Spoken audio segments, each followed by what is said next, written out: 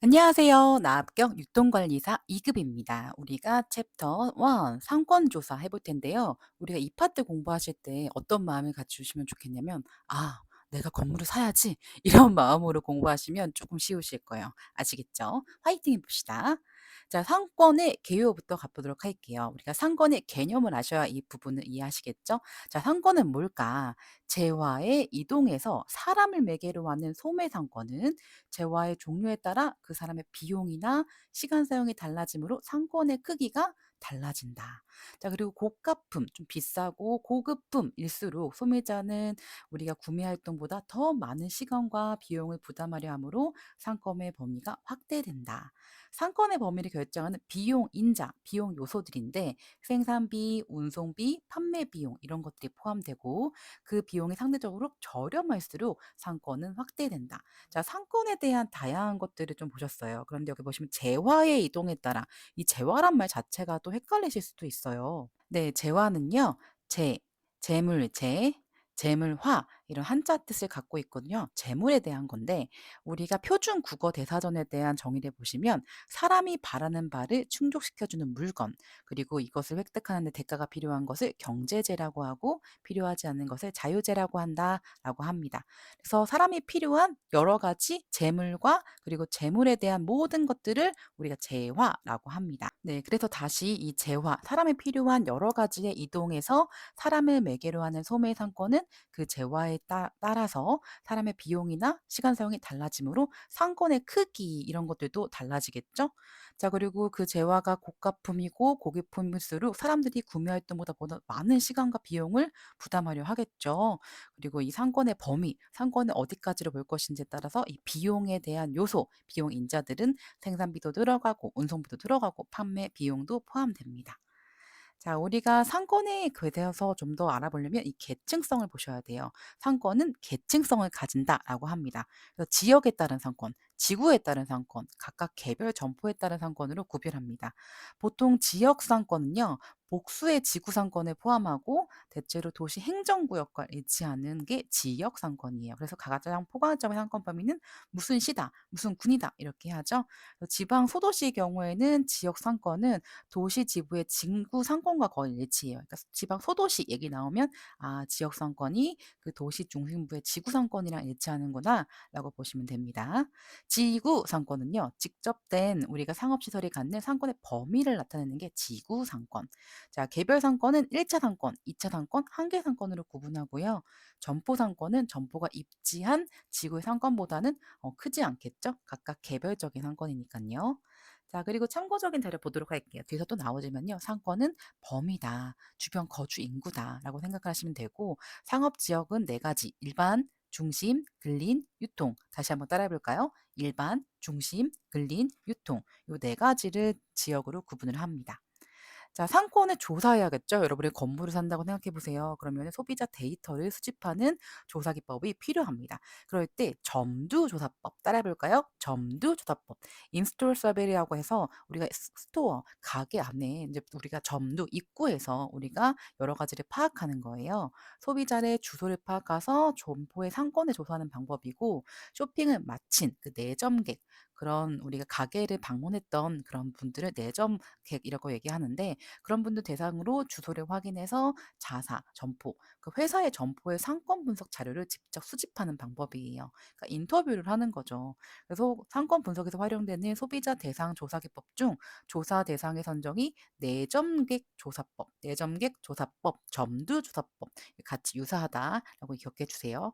그래서 고객이 내 가게 오면은 이렇게 주소도 파악해서 그래서 고객 정보를 파악해 가지고 인제 조사를 하는 거죠. 실제 많이 하고 계시잖아요. 가게 보면 우리가 들어갔다 오면은 고객님 그 회원카드 만들어 드릴까요?" 이러면서 하시는 거 많죠. 그런 것들을 할 때 점두주소법 많이 하고 있습니다. 자, 우리가 상권 조사할 때 우리 건물 사실 때 아, 그 지역의 인구 통계, 그리고 유동 인구가 몇 명인지, 그리고 상권이 어떻게 형태가 됐는지, 규모는 어떤지, 아, 내가 가게를 차리고 싶은데 경쟁 점포는 어떤지, 경쟁 업종은 어떤지, 초기 투자 비용, 임대료가 얼마인지, 권리금이 얼마인지, 그리고 상권의 배후 지역의 인구 수는 얼마인지 다 필요하겠죠? 여러분들이 유통관리사 2급이 시험으로만 있는 게 아니라 인생에 굉장히 도움이 되는 그런 과목이라는 거를 잊지 마세요. 아시겠죠? 자 그럼 분석해 볼까요? 자 두 가지로 구분할 수 있겠죠. 상권과 입지. 자 입지는 뒤에 가서 더 자세히 배울 거고요. 상권, 어디 범위에 있는가. 이 주변 거주 인구는 누군가 한번 생각을 해 보는 거예요. 자 상권 분석. 자 지역을 분석하면요. 인구 변화의 추세, 그 지역의 기후, 그다음에 도로망, 철도망, 금융 및 조세 요건을 하는 게 지역 분석입니다. 자 부지는요. 땅에 관한 것들이 되게 많아요. 왜냐하면 용도, 지역, 용적률, 법적으로 이게 해당되는 그 지역인지 아니면 기존 건물의 적합성, 토지 지형이나 지질, 배수 굉장히 중요하거든요. 이런 것들을 확인 안 하시면은 피해를 볼 수가 있어요. 그리고 민원 발생 소지, 공익 설비 상하 수도 굉장히 중요하죠. 그래서 땅에 대한 것들 요거 헷갈리실 것 같아요. 민원 발생의 소지 이런 것들. 그래서 요 두 가지를 좀 구분하시면 되겠죠. 자 그럼 상권 분석, 입지를 한번 분석해 볼까요? 이 절차들이 다 있습니다. 그냥 막 분석하는 게 아니에요. 먼저 상권을 하려고 하시는 가게를 내시려고 하는 지역을 선정하고 분석 및 상권을 선정하고 입지 후보지를 선정하고 입지 분석 및 입지 선정 그리고 점포를 잘 운영해야겠죠? 그 활성화를 위한 전략 수립입니다. 그래서 상권 분석의 상권 선정, 입지 후보지 선정, 그다음 입지 분석 및 입지 선정, 점포 활성화 이런 순서대로 간다는 거를 알아두세요. 자, 소매점의 입지 선적 분석 단위는 지역 단위, 상권 단위, 특정 입지 단위 요 세 가지로 우리가 입지 선정을 분석합니다. 자 그런 거를 조금 더 과학적이고 체계적으로 분석해 볼게요. 그래서 요 세 가지를 많이 우리 시험 문제에 나오는데 자 첫 번째 서술적인 방법이에요. 그 기술적인 그런 방법들이 있어요. 수치화할 수 있는 거.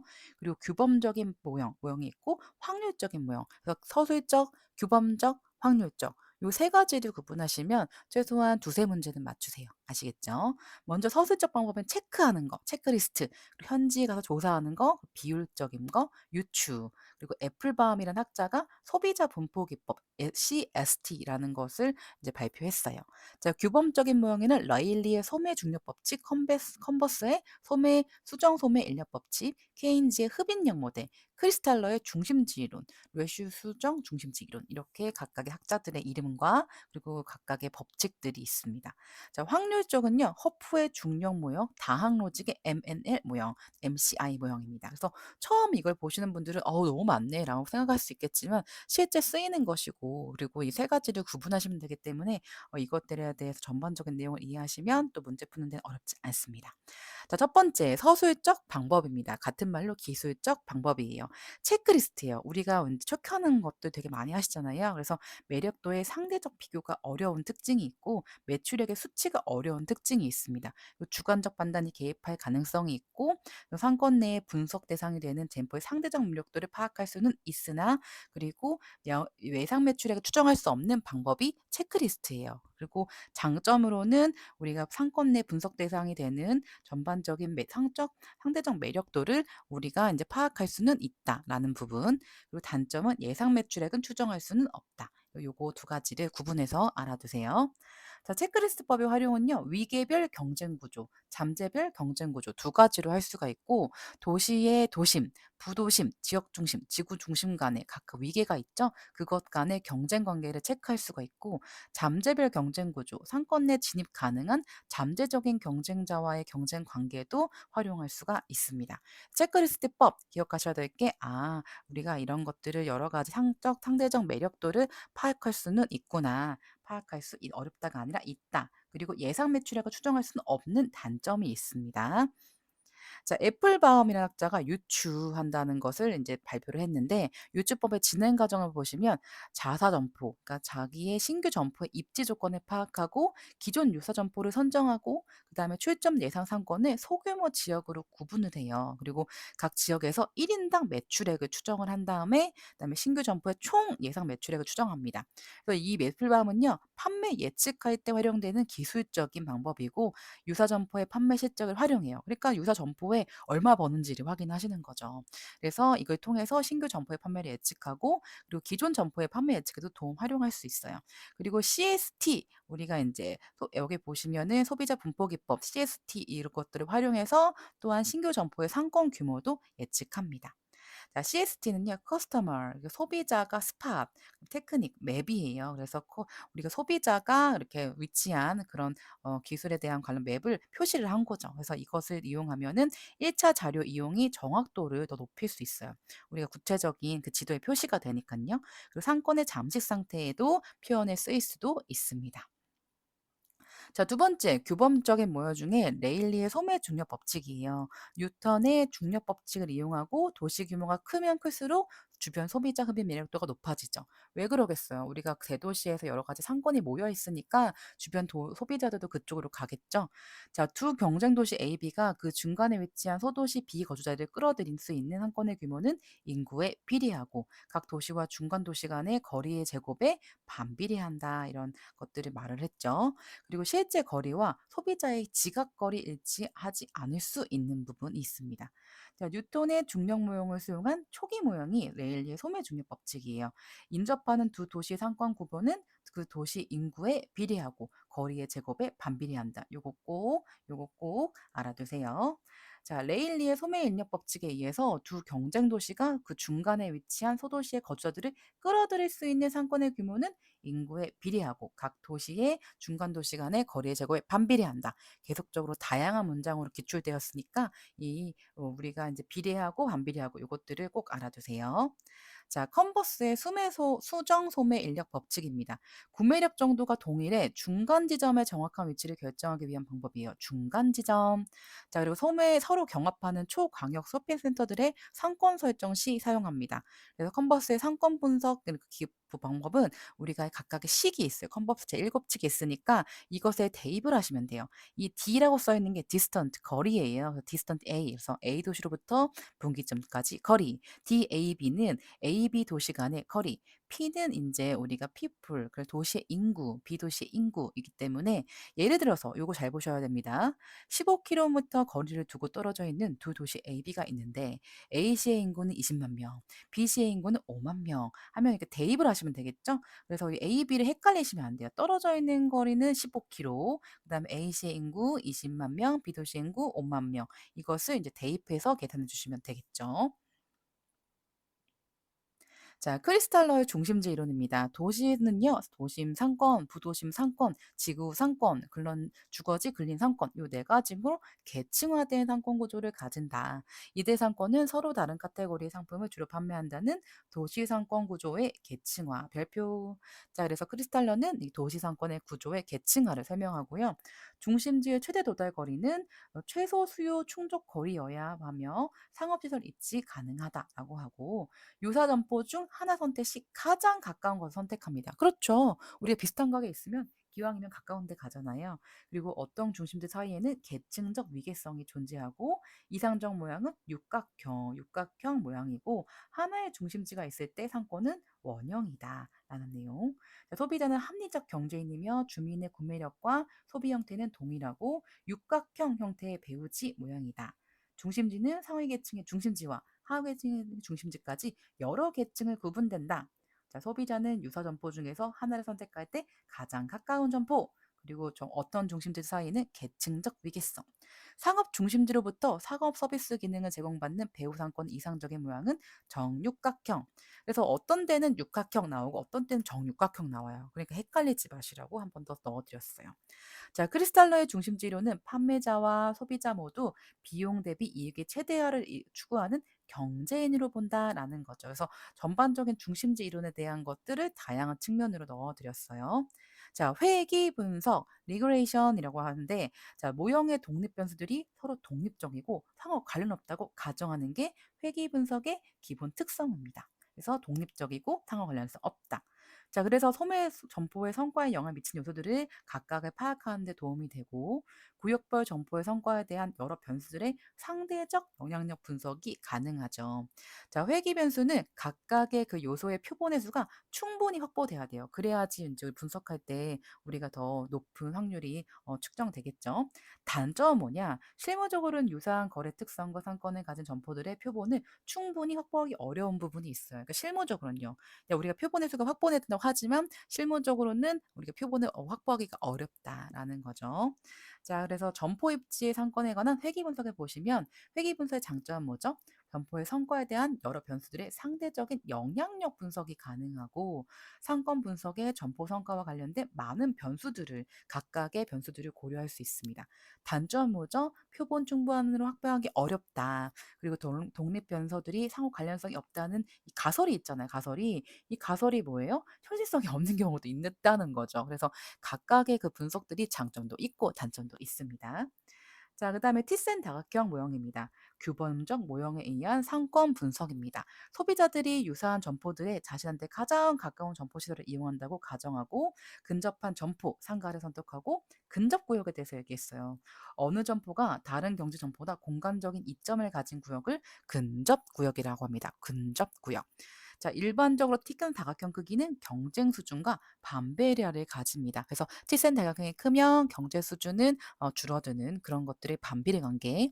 자, 그리고 두 다각형의 공유 경계상에 위치한 부지를 신규 점포 부지로 선택할 경우 이곳은 두 곳의 기존 점포들로부터 최대 거리를 둔 입지가 됩니다. 자, 소비자들이 가장 가까운 소매시설을 이용한다고 가정하며 공간 독점 접근법에 기반한 상권 구획 모형의 일종입니다. 자, 소매 점포들이 규모나 매력도에 있어서 유사하다고 가정하면 각각의 티센 다각형에 의해 둘러싸인 면적은 다각형 내에 둘러싸인 점포의 상권을 의미한다. 이 문장 좀 길어서 어려우셨죠? 다시 한번. 소매 점포들이 규모나 매력에 있어서 유사하다고 가정하며 여기까지 끊어주시고 각각의 티센 다각형에 의해서 둘러싸인 면적은 다각형 내에 둘러싸인 점포의 상권을 의미한다. 그 면적이 있으면 그 둘러싸인 점포의 상권을 의미한다는 것입니다. 다각형의 꼭지점에 있는 부지는 기존 점포들로부터 근접한 위치로 신규 점포 부지로 선택 시 피하는 것은 유리하지 않다까지 알아두세요. 자, 확률적 모형입니다. 분상 분석, A 아노바. 자, 두 개 이상의 집단의 평균을 비교하는 통계 분석을 분산 분석이라고 합니다. 허프의 소매 지역 확률적 상권 모형은 도시 내의 상업 집적 시설을 단위로 하기 때문에 상업 시설의 규모, 상업 시설까지 걸리는 시간 거리를 중심으로 하여 각 상업 시설을 방문한 확률을 계산하고 이 모두를 합해서 상업 시설의 흡입력, 별표 흡입력을 계산합니다. 자, 소비자가 특정 점포를 이용하게 될 확률은 점포 면적, 경쟁 점포의 수, 점포와의 거리 이런 것을 가지고 우리가 전반적인 확률을 계산해요. 그래서 소비자의 점유율은 뭐냐? 점포까지 방문 거리의 반비례, 그리고 점포의 매력도에 비례합니다. 도시 내의 상업 집적 시설을 단위로 하고 상업 시설의 규모와 상업 시설까지 걸리는 시간 거리를 중심으로 각 시설을 방문한 확률을 계산하고 이를 모두 합해서 해당 시설의 흡입력을 계산합니다. 자, 수정 허프 모델은요, 민감도를 따로 추정하지 않고 1과 마이너스 2로 고정하고 허프 모델보다 정확도는 낮을 수 있지만 일반어로 쉽게 적용 가능한 게 수정 허프 모델입니다. 자, 여기서 이제 점검을 해주면 이런 것들을 또 실질적으로 하실 때 상업 정보 시스템 이용하기도 하고 지리 정보 활용을 하기도 해요. 그래서 상권 분석, 입지 선층에 활용하는 GIS 실제 진짜 많이 쓰고 계세요. 지리 정보 시스템. 그래서 상권 분석 및 입지 선정 시에 지리 정보 시스템을 이용하면 백화점, 대형마트 등 대규모 점포의 입지 선정을 할 때 증거 기반이 되는 거죠. 또한 편의점 내실 때 소규모 연세점이나 입지 선정하실 때도 잠재 고객이 얼마큼 되는지 이 지리 정보 시스템 GIS를 쓰시는 거예요. 그래서 개별 상점이나 상점가의 위치 정보를 점점점점점 데이터 그리고 토지 이용 정보는 면 데이터 이거 구분하셔야 돼요. 개별 상점은 점, 토지 이용 정보는 면 이것을 지도에 기록합니다. 자, 지하철 노선, 도로 이건 선으로 하죠. 그리고 이것을 지도에 수록해서 데이터베이스를 구축하고 상점 또는 상점가를 방문한 고객을 대상으로 인터뷰를 하거나 설문조사를 하여 또 데이터베이스에 구축할 수도 있어요. 라일리, 캔버스 등 소매 인력 법칙을 적용하는 경우에도 우리가 GIS를 통해서 위치 정보를 우리가 효율적으로 지원이 가능한 면적이 있습니다. 그래서 앞서 우리가 상권 분석 기법의 세 가지를요, 이 GIS에 연동해서 하시는 경우도 굉장히 많아요. 아시겠죠? 자, 기능을 좀 더 세보도록 할게요. 버퍼, 주제도 작성, 위상, 데이터 및 공간 조회, 프레젠테이션 지도 작업입니다. 자, 먼저 버퍼예요. 어떤 지도의 형상, 점, 선, 면, 특정 거리 이내에 포함된 영역을 버퍼라고 해요. 면의 형태로 나타난 상권 혹은 영향권을 표현하는 데 사용할 수 있고요. 주제도 작성, 속성 정보를 요약해서 표현한 지도를 작성한 거예요. 면, 선, 점 형상으로 구성됩니다. 자, 위상은 뭐냐? 공간적으로 동일한 경계선을 가진 두 지도 레이어들에 의해서 하나의 레이어에 다른 레이어를 겹쳐 놓고 지도 형상과 속성들을 비교하는 겁니다. 겹쳐 놓는다라는 거. 자, 데이터 및 공간 조회는 지도상의 데이터를 조회하고 표현하고 특정 공간 기준에 만족시키는 지도를 얻기 위해서 조회 도구를 지도를 사용하는 거예요. 데이터를 조회해서 조회하는 거죠. 말 그대로. 자, 프레젠테이션 지도 작업은 지리적인 형상을 표현한 지도상의 데이터 값과 범위를 할당해서 지도를 확대, 축소하는 거예요. 그래서 지도를 우리가 표현했으면 그거를 다양한 측면으로 확대하기도 하고 축소해서 볼 수 있습니다. 자, 상권 설정 및 분석 한번 볼게요. 상권 설정. 고객 특성을 파악해서 상품을 어떤 걸 넣을까? 상품 구색, 촉진 방향 이런 것들 설정해야 되고 잠재 수요도 파악하고 입지 계획을 위한 방향 그리고 업종은 뭐 할 건지, 업태는 뭐 할 건지 이런 것들을 상권 설정할 때 요소로 생각을 해 봐야 돼요. 그래서 상권 설정 왜 필요할까?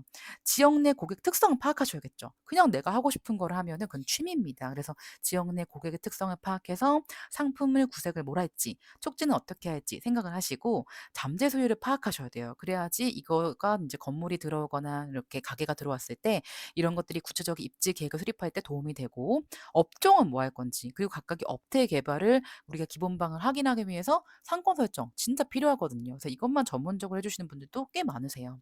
그럴 때 상권 분석을 잘했는지 안 했는지 평가 방법이 여러 가지가 있어요. 그중에 소매 포화 지수 IRS 지역 시장의 수요 잠재력을 총체적으로 측정할 수 있는 지표가 소매 포화 지수입니다.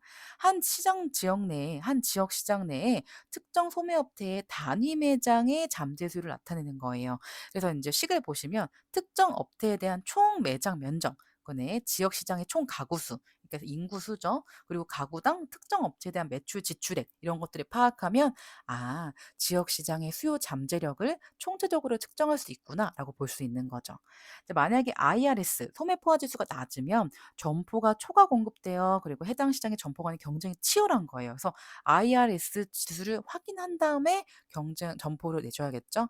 그리고 IRS 값이 크다. 그럴수록 공급보다 수요가 상대적으로 많기 때문에 시장의 포화 정도가 낮은 것이죠. 그렇기 때문에 '아 여기는 좀 가게 내도 되겠네.' 막 이렇게 생각하시면 되겠죠.